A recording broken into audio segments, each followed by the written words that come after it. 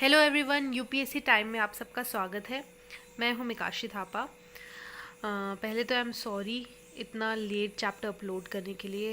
Actually मैं थोड़े दिन से बिल्कुल ठीक नहीं थी, थोड़ा मेरी हेल्थ इश्यूज चल रहे थे जिस वजह से मैं वीडियो नहीं अपलोड कर पाई, तो उसके लिए आई एम सो सॉरी।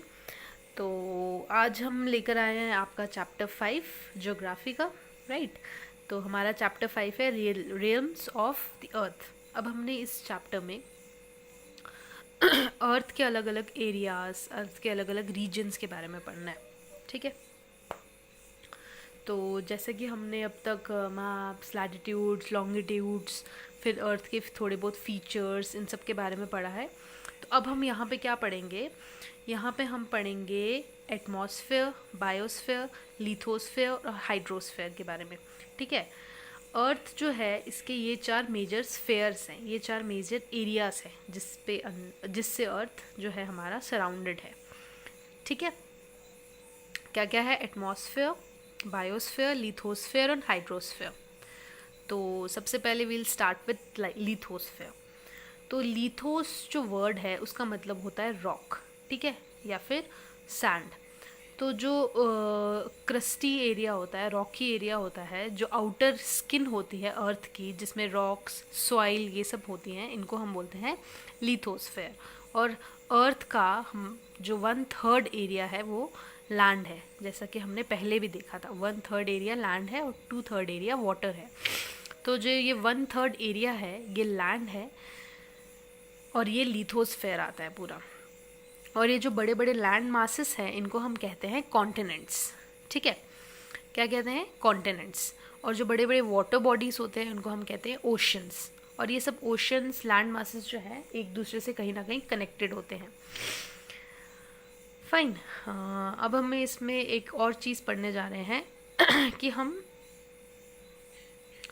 अच्छा, जैसे कि मैंने आपको ये बोला कि ये जो ओशन बॉडीज़ हैं ये एक दूसरे से कनेक्टेड होती हैं, इसलिए जो सी का सरफेस होता है, वाटर लेवल का सरफेस होता है, ये पूरे अर्थ पे सेम रहता है, ठीक है।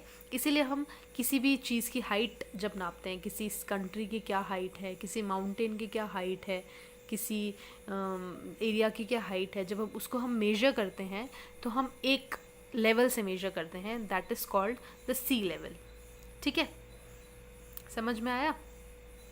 एक ही लेवल है जहाँ से हम मेजर करते हैं। फॉर एग्जाम्पल, जो हमारा हाईएस्ट माउंटेन है माउंट एवरेस्ट, उसकी हाइट 8,848 मीटर्स है फ्रॉम सी लेवल, ठीक है। अब आप बोलोगे कि सी लेवल हर एरिया में अलग अलग हो सकता है। नहीं, सी लेवल जो है पूरे अर्थ पे सेम होता है, ठीक है, क्योंकि ये सब एक दूसरे से कनेक्टेड होते हैं, तो इसका एक ही लेवल आता है, सरफेस जो होता है इसका एक ही आता है।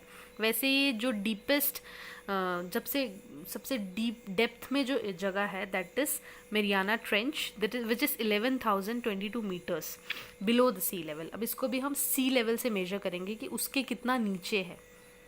फाइन। अब लिथोस्फेयर में क्या क्या हमने देखा? कॉन्टिनेंट्स देखा, जो लार्ज लैंड मासेस थे उनको कॉन्टिनेंट्स कहते हैं। अब कॉन्टिनेंट्स हमने पहले भी पढ़ा था, हमारे पास 7 जो है वो मेजर कॉन्टिनेंट्स है। Asia, Europe, Africa, north America, south America, Australia and Antarctica. और ये जितने भी कॉन्टिनेंट्स हैं मोस्टली जो है ये सारा आपका आता है नॉर्दर्न हेमिस्फेयर में। फाइन। कहाँ आता है आपका? नॉर्दर्न हेमिस्फेयर में आता है ये आपका। सदर्न हेमिस्फेयर में सिर्फ अंटार्कटिका और ऑस्ट्रेलिया आता है, ठीक है। मैंने यहाँ पे आपको नीचे एक मैप दिया हुआ है, देख लीजिए। इसमें देखिए south America, north America, Africa, Asia, ये सब ज़्यादातर नॉर्दर्न हेमिस्फेयर में आ रहा है।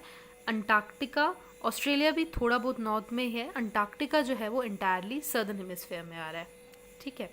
अब इसमें से एशिया जो है वो सबसे बड़ा है और वो यूरोप के बहुत क्लोज है, इसलिए एशिया और यूरोप को कभी कभी हम यूरेशिया भी कहते हैं। और इन दोनों को सेपरेट करने के लिए सिर्फ एक माउंटेन है which is called Ural mountain. अब ये मैप जो है कौन सा कहाँ पे लोकेटेड है, उनके बीच में क्या क्या बाउंड्रीज आती है, ये जब मैं आपको मैप्स कराऊंगी इंडिविजुअली, हमारे नेक्स्ट लेसन्स जब आएंगे, मैप्स वाला एक हमारा चैप्टर आएगा, तब मैं आपको एक एक कंट्री का मैप्स कराते जाऊँगी, ठीक है। अब सेकेंड लार्जेस्ट कॉन्टिनेंट हमारा आ रहा है अफ्रीका। फाइन। अब नॉर्थ अमेरिका और साउथ अमेरिका को सेपरेट कर रहा है पनामा, एक बीच में आता है। देन ऑस्ट्रेलिया जो है वो सबसे स्मॉलेस्ट है सदर्न हेमिस्फीयर में, और इसको हम आइलैंड कॉन्टिनेंट भी कहते हैं क्योंकि ये एक आइलैंड है।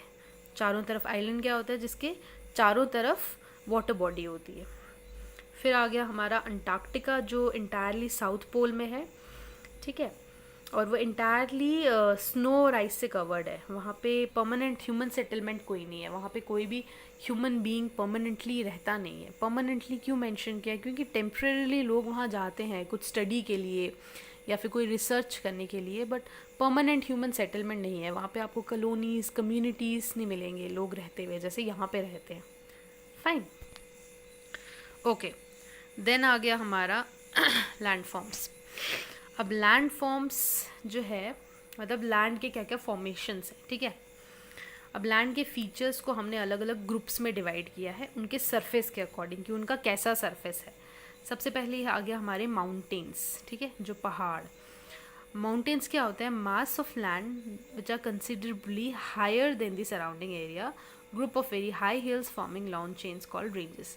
सराउंडिंग एरिया से थोड़ी हाइट पे जो एरियाज होते हैं उनको हम माउंटेन्स कहते हैं, और इन माउंटेन्स के एक ग्रुप बन जाता है, एक चेन बन जाती है, उसको हम रेंज कहते हैं, माउंटेन रेंजेस, ठीक है। जब बहुत सारे माउंटेन्स के ग्रुप्स बन जाते हैं उनको हम माउंटेन रेंजेस कहते हैं। Then we have plateaus. Plateaus जो होते हैं वो क्या होते हैं, माउंटेन्स की तरह ही होते हैं, लेकिन वो लो लैंड से थोड़े से अपवर्ड होते हैं, ठीक है। जैसे कोई एरिया है उससे थोड़ी सी हाइट पे होगा लेकिन वो ऊपर से फ्लैट होता है। फाइन, समझाया।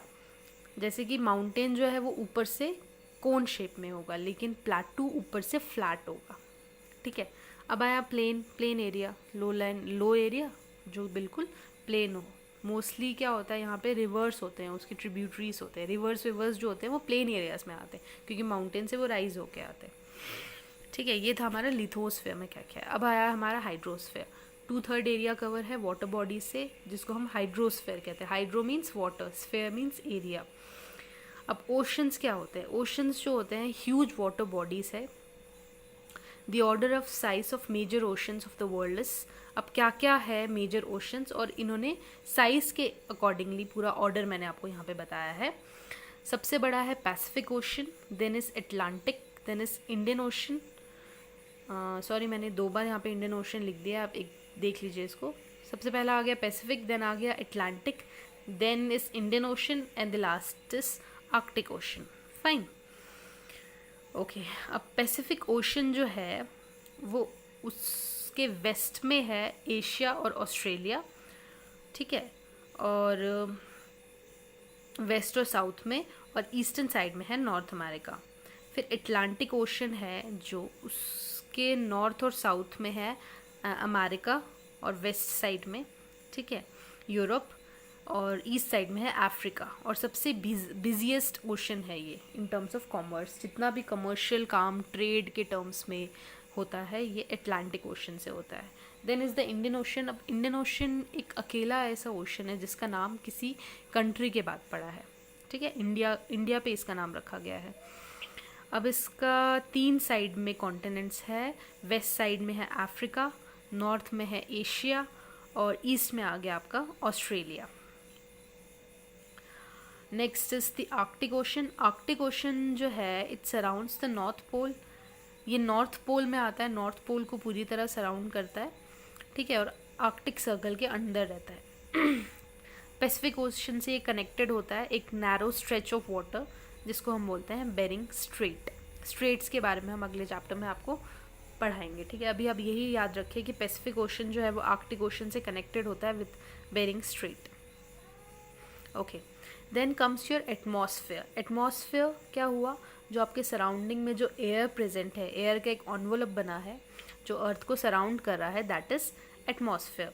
It serves as a blanket. Earth के लिए एक ब्लैंकेट का काम करता है जो अर्थ को टेम्परेचर प्रोवाइड करता है प्रॉपर। अगर ये एटमॉस्फेयर नहीं हो, ये एयर नहीं प्रेजेंट हो जिसमें बहुत सारे गैसेस होते हैं, तो शायद यहाँ पे प्रॉपरली ठंडा गर्म टेम्परेचर ना हो पाए, दिन रात ना हो पाए। तो ये एयर जो है वो हेल्प करता है प्रॉपर टेम्परेचर, ठीक है, उसको मेंटेन करने के लिए कि ज़्यादा हीट ना आए, कम हीट ना आए, कब ठंड होनी है, कब गर्मी होनी है। अब इसका एरिया कितना है, 1600 किलोमीटर, ठीक है। अर्थ के सरफेस के ऊपर 1600 किलोमीटर तक आपका एटमॉस्फेयर आ रहा है, और जैसे जैसे आप हाइट पे जाते हैं ये थिन होते जाता है एयर, क्योंकि गैसेस की कॉम्पोजिशन कम होती रहती है, गैसेस कम होते रहते हैं, ऊपर ऊपर जाते जाते गैस थिन होते जाती है।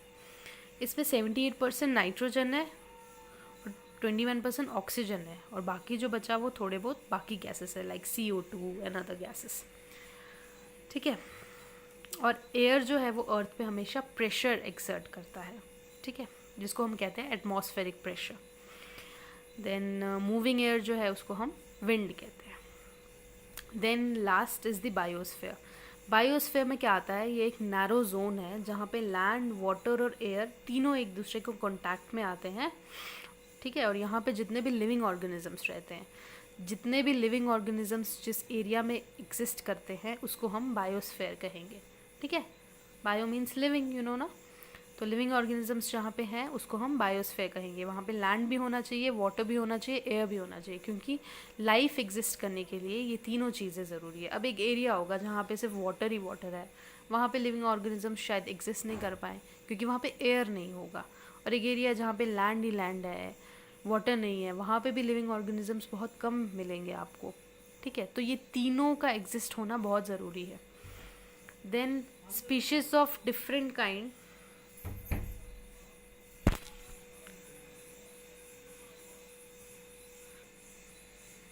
Okay, then species of different kind reside in this sphere. अब इस स्फीयर में अलग अलग स्पीशीज रहते हैं, ठीक है, फाइन। तो हमने पढ़ लिए चारों spheres, lithosphere, hydrosphere, atmosphere and biosphere. अब ये चारों स्फीयर्स जो है एक दूसरे से इंटरलिंक्ड हैं, ठीक है, इंटरलिंक्ड है, जिसके वजह से लाइफ एग्जिस्ट करती है। देखिए यहाँ पे मैंने आपको एक डायग्राम शो किया है बायोस्फीयर का, देख लीजिए। ये आ गया लिथोस्फीयर, आपका जो लैंड एरिया आ गया। एक सेकेंड, मैं आपको थोड़ा अच्छे से बताती हूँ, ठीक है। ये आ गया आपका लिथोस्फीयर, ठीक है, earth area, continents you can say. ये आ गया आपका hydrosphere, the water area, and ये आ गया आपका एटमॉस्फेयर। ये तीनों यहाँ पे एग्जिस्ट कर रहे हैं, तो ये बना आपका बायोस्फीयर। यहाँ पे जितने भी स्पीशीज रहते होंगे, फाइन, एनिमल्स, जो भी स्पीशीज हैं, प्लांट्स, ठीक है, समझ में आया।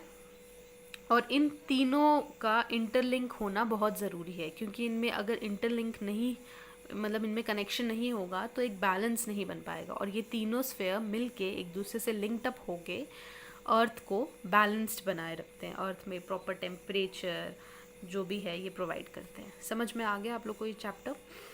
तो thank you so much. Channel को सब्सक्राइब कर लीजिए, प्लीज़ सब्सक्राइब कर लीजिए, और बेल आइकन को, नोटिफिकेशन के लिए बेल आइकन को प्रेस कीजिए ताकि आप नोटिफाइड हो जाए मेरे हर नेक्स्ट लेसन से। और प्लीज़ लाइक करिए मेरे लेसन्स को अगर आपको अच्छा लग रहा है तो। और साउंड का कुछ कह रहे हैं प्रॉब्लम है, मैं हर अपने लेसन में इम्प्रूव करने की कोशिश कर रही हूँ, फिर भी अगर प्रॉब्लम है तो मैं ट्राई करूँगी कि और इम्प्रूवमेंट हो जाए, मेरे साउंड की प्रॉब्लम आप लोग को नहीं इतना फेस करना पड़े। और अगर कोई और प्रॉब्लम है तो आप पूछ सकते हैं, अगर कोई डाउट है, कुछ ऐड करवाना है तो प्लीज़ कमेंट करके बता दीजिए, और चैनल को प्लीज़ सब्सक्राइब कर लीजिए। Thank you so much.